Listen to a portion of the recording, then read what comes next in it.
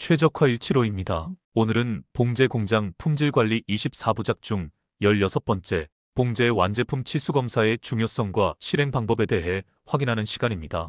혹시 이런 경험 있으십니까?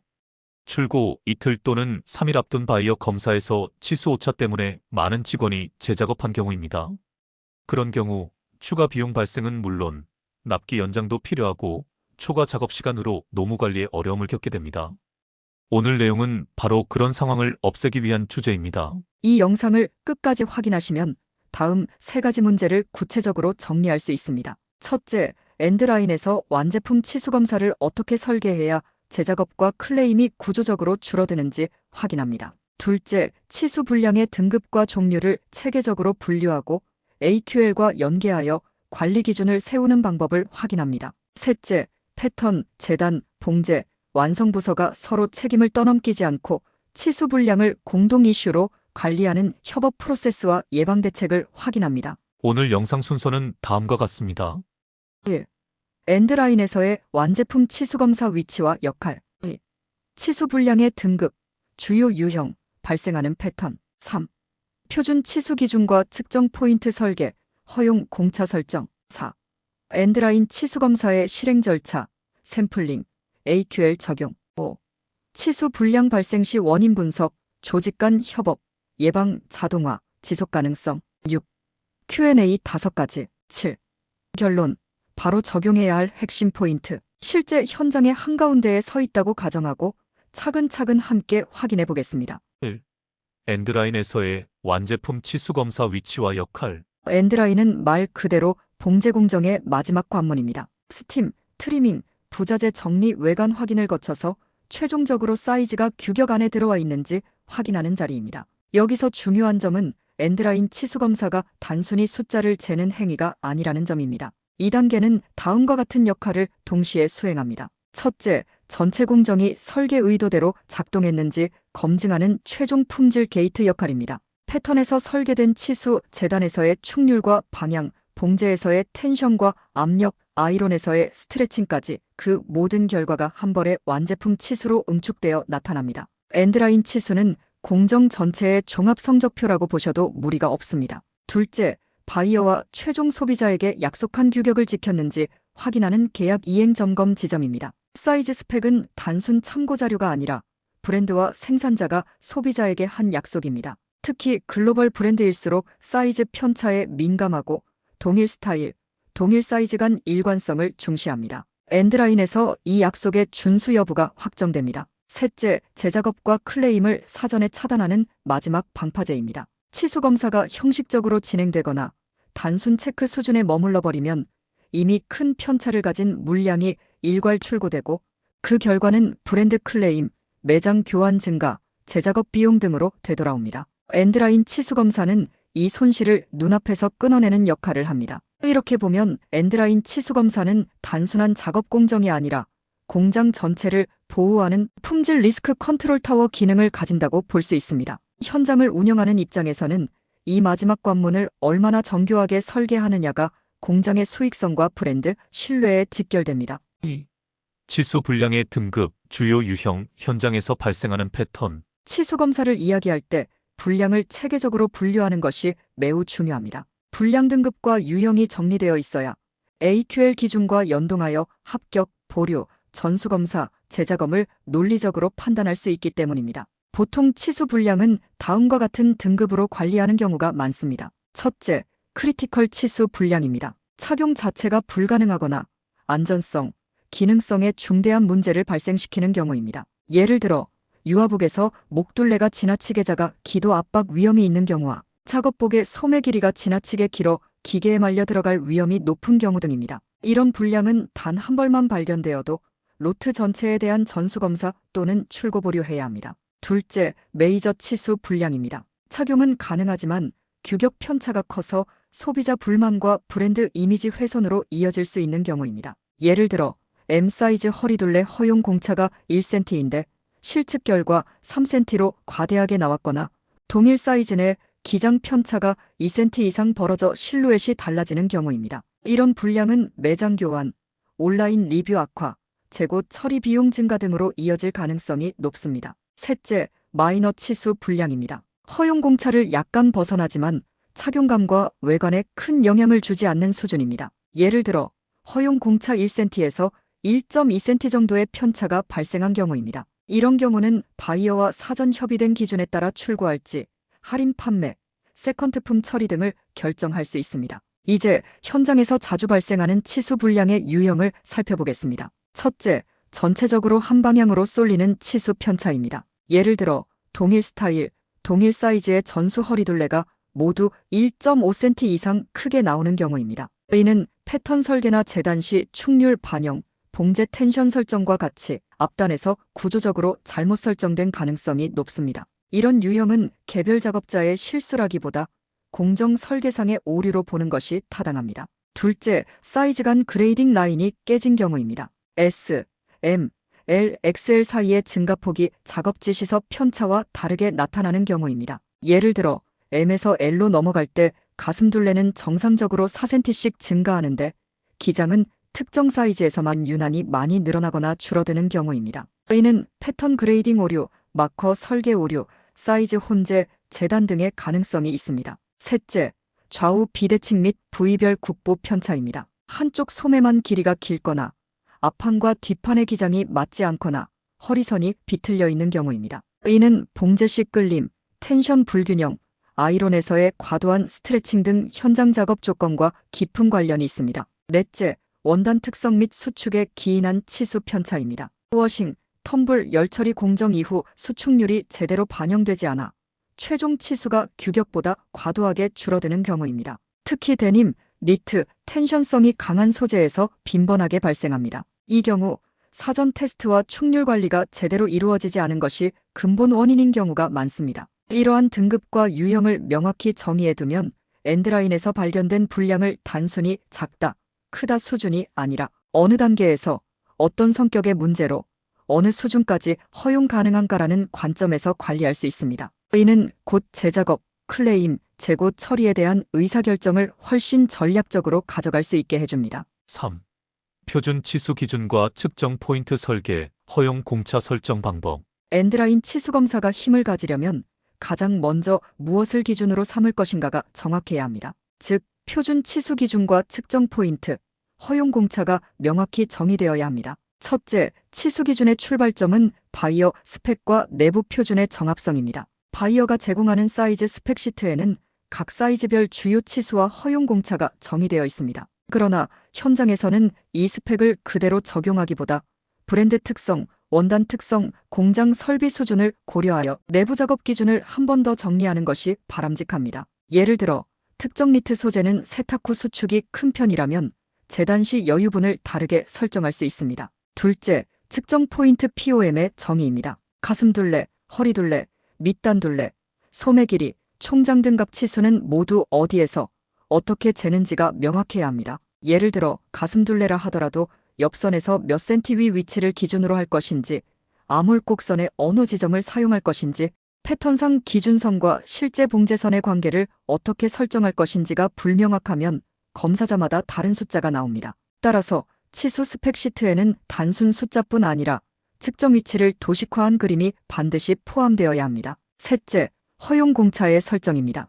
허용 공차는 바이어, 브랜드 포지셔닝, 제품 카테고리에 따라 달라집니다. 고가 테일러드 재킷과 캐주얼 티셔츠가 같은 공차를 가질 수는 없습니다. 일반적으로 캐주얼 상의는 1cm, 하의는 1cm 또는 1.5cm, 테일러드류는 더 타이트한 공차를 적용하는 경우가 많습니다. 중요한 것은 이 공차를 자동적으로 외워서 적용하는 것이 아니라 바이어와 합의된 기준으로 우리 공장의 공정 능력이 실제 가능한가를 검토한 뒤 설정하는 것입니다. 넷째, 표준 치수 기준과 POM, 공차를 현장 언어로 변환하는 과정입니다. 패턴실, 영업, 바이어와 협의하여 정리된 치수 기준이 엔드라인에서 실제로 활용되려면 검사자와 작업자가 이해하기 쉬운 언어와 형식으로 정리되어야 합니다. 통일된 양식의 치수 체크 시트, 시각화된 POM 도면, 샘플 실물에 표시된 기준선 등이 필요합니다. 현장에서는 한눈에 한 번에 이해할 수 있도록 만들어야 오해와 오류가 줄어듭니다.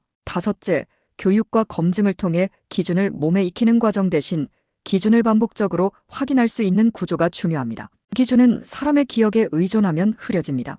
항상 옆에 두고 수시로 확인할 수 있는 작업지 시서, 벽면 게시물, 태블릿 화면, 표준 샘플이 있어야 합니다. 검사자가 혼란을 느끼는 순간마다 언제든지 기준을 확인할 수 있어야 측정치의 일관성이 유지됩니다. 4. 엔드라인 치수 검사의 실제 실행 절차, 샘플링, AQL 적용. 이제 실제 엔드라인에서 치수 검사를 어떻게 운영할 것인지 절차 관점에서 확인해 보겠습니다. 첫째, 검사 준비 단계입니다. 테이프 메저, 줄자, 평판, 샘플 테이블 등 검사 도구가 정확한지 먼저 점검해야 합니다. 늘어난 줄자, 눈금이 마모된 테이프, 휘어진 자는 그 자체로 불량의 원인이 됩니다. 일정 주기마다 기준 샘플 또는 메탈 블록 등으로 길이 검증을 실시하고 기준에서 벗어난 도구는 즉시 교체하는 체계를 갖추는 것이 좋습니다. 검사자마다 개인 줄자를 하나씩 지급하되 정기 검증표를 통해 관리하는 방식도 많이 사용합니다. 둘째, 샘플링 계획 수립입니다. 모든 물량 전체를 치수 검사할 수 있다면 이상적이겠지만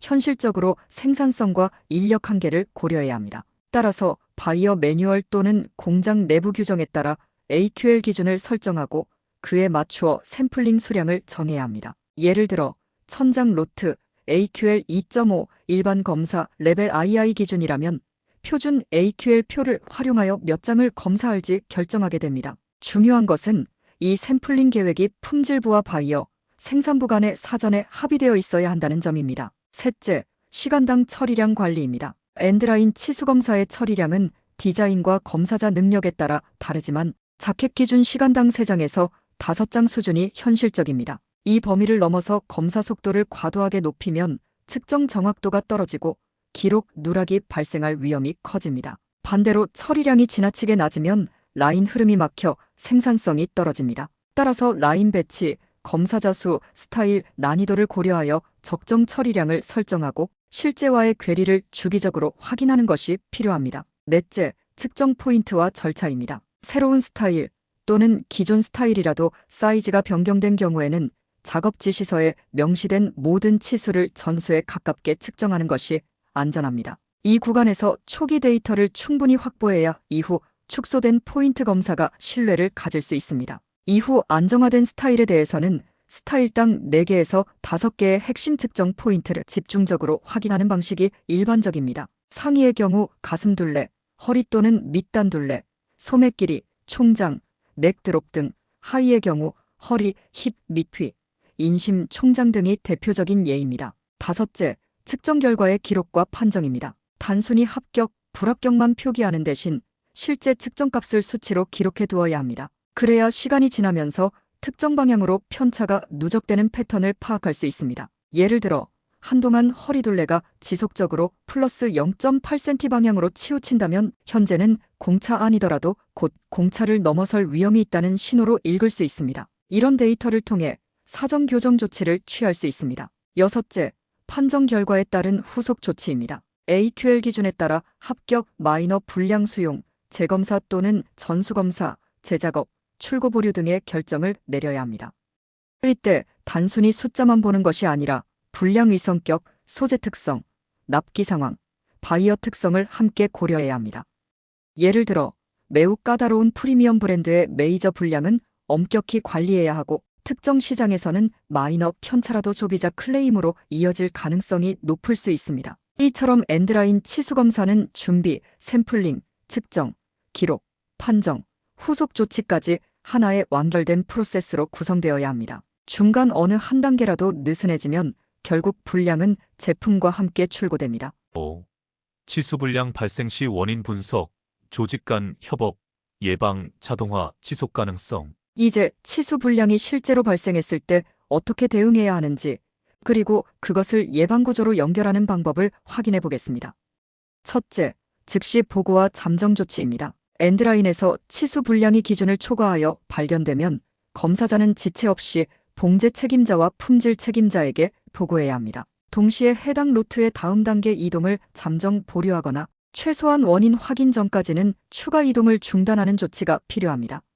이 시점에서 중요한 것은 누가 잘못했는지를 따지는 것이 아니라 어느 공정에서부터 오차가 시작되었는지를 찾는 것입니다. 둘째, 원인 분석을 위한 유관부서 공동 점검입니다. 패턴실, 재단부, 봉제라인, 완성부, 품질부가 함께 데이터를 들고 모여야 합니다. 패턴 원본과 그레이딩 데이터, 마커, 재단 조건, 봉제 시 사용된 장비 설정값, 아이론 공정 조건 등을 순차적으로 확인합니다. 흔히 사용하는 포엠 관점, 즉 인력, 설비, 자재, 방법, 여기에 환경 요소까지 함께 점검하면 도움이 됩니다. 예를 들어 허리둘레가 지속적으로 크게 나온다면 봉제 시 허리밴드 텐션 설정값, 재단 시 밴드 길이, 원단의 신축성, 아이론에서의 당김 정도를 함께 검토해야 합니다. 셋째, 재발 방지를 위한 기준과 프로세스 개선입니다. 원인이 특정 공정의 작업 방법에 있었다면 작업 표준서를 수정하고 교육을 다시 실시해야 합니다.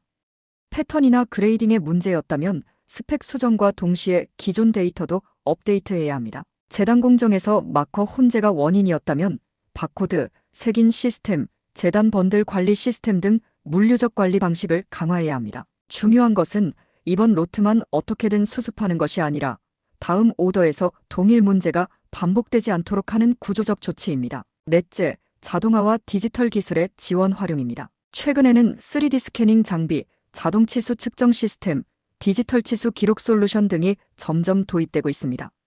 이러한 시스템은 검사자의 숙련도 편차를 줄이고 측정값을 실시간으로 데이터베이스에 축적하여 전체 상황을 분석할 수 있게 해줍니다.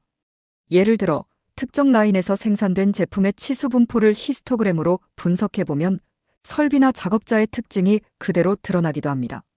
이러한 분석 결과를 바탕으로 장비 보정, 인력 재배치, 공정 조건 조정을 보다 과학적으로 진행할 수 있습니다.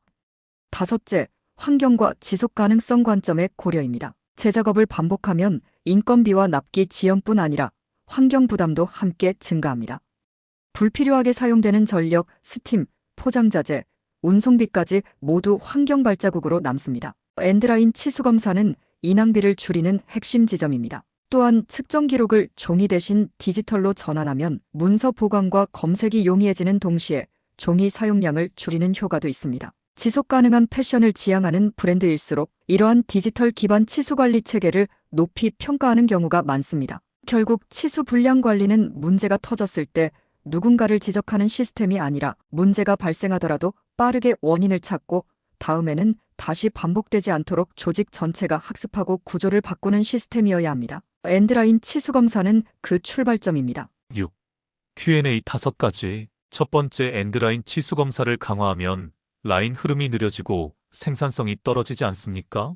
단기적으로는 검사 공정이 추가되고 시간당 처리량이 3장에서 5장 수준으로 제한되기 때문에 라인 흐름이 약간 느려진 것처럼 보일 수 있습니다. 그러나 재작업과 클레임으로 인한 추가 작업, 재포장, 재출고, 교환 물량 처리에 들어가는 시간과 비용을 고려하면 체계적인 엔드라인 치수 검사는 오히려 전체 공장의 유효 생산성을 높이는 역할을 합니다. 특히 통계적으로 관리된 샘플링과 핵심 포인트 측정을 도입하면 최소한의 검사로 최대한의 리스크를 제어할 수 있습니다. 중요한 것은 생산성과 품질을 어느 지점에서 균형 있게 설계하느냐입니다. 두 번째, 신규 스타일이나 새로운 사이즈가 나올 때마다 모든 치수를 다 제압합니까? 완전히 새로운 패턴, 새로운 실루엣, 새로운 원단이 투입된 경우에는 최소한 초기 작업분 또는 첫 생산 로트에서는 작업지 시서에 명시된 전 치수를 가능한 한 폭넓게 측정하는 것이 안전합니다. 2단계에서 데이터를 충분히 확보해야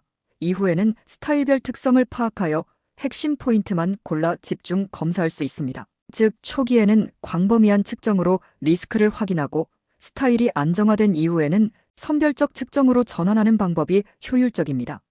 세 번째, AQL 기준은 이론적으로는 알겠는데 실제 현장에서 어떻게 적용해야 하는지 감이 잘 오지 않습니다. AQL은 이론이 아니라 분량을 어느 수준까지 허용할 것인지에 대한 경영 의사결정입니다. 따라서 품질 부서만의 기준이 아니라 영업, 생산, 경영진, 바이어와 함께 합의해야 합니다. 실제 적용에서는 로트 크기를 기준으로 AQL표에서 샘플 수량과 허용 분량 개수를 찾아서 사용하면 됩니다. 예를 들어 800장 로트 AQL 2.5 기준에서 샘플 수량이 50장, 허용 분량 개수가 3장이라고 정해졌다면 샘플 50장 중 치수 분량이 4장이 나오면 해당 로트는 추가 검사 또는 재작업 대상이 됩니다.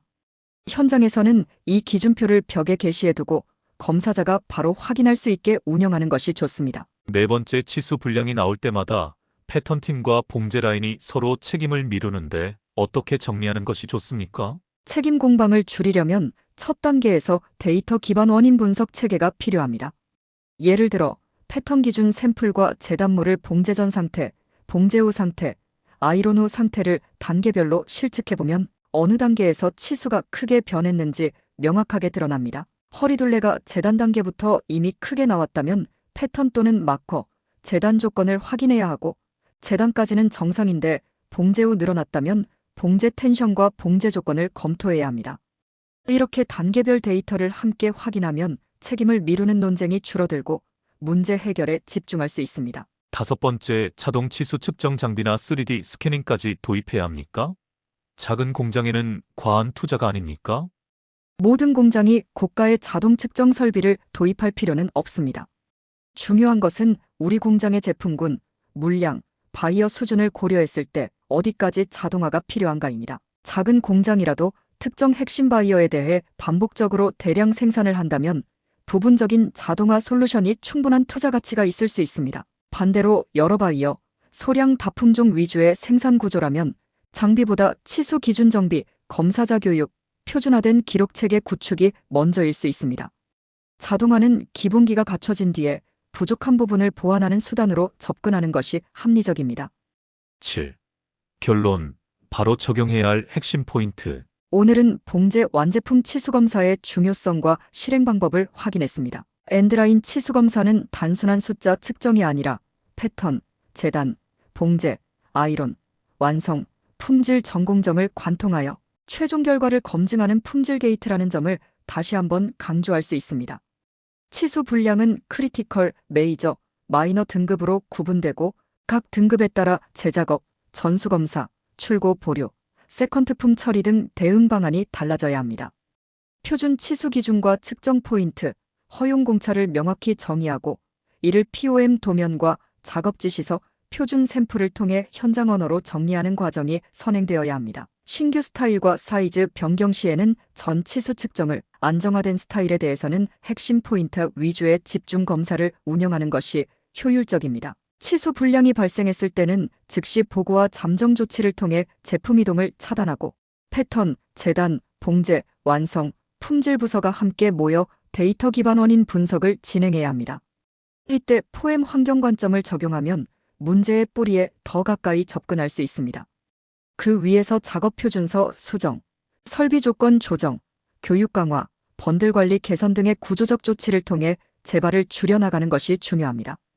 또한 가능하다면 3D 스캐닝, 디지털 치수 기록, 간단한 자동 측정 설비 등을 단계적으로 도입하여 검사자의 편차를 줄이고 데이터를 축적하는 방향으로 나아가는 것이 바람직합니다. 이러한 데이터는 브랜드와의 협의, 내부 의사결정, 지속 가능한 생산 방식 구축의 강력한 근거가 됩니다. 결국 완제품 치수 검사는 문제 발생 후 수습이 아니라 문제를 사전에 차단하고 발생하더라도 빠르게 구조를 개선하는 시작점이라는 인식 전환이 필요합니다. 오늘 내용을 바탕으로 사용 중인 치수 스펙 엔드라인 검사 절차, 불량 등급 기준, AQL 적용 방식 등을 차분히 점검해 보시면 바로 수정할 수 있는 지점들이 있을 수 있습니다.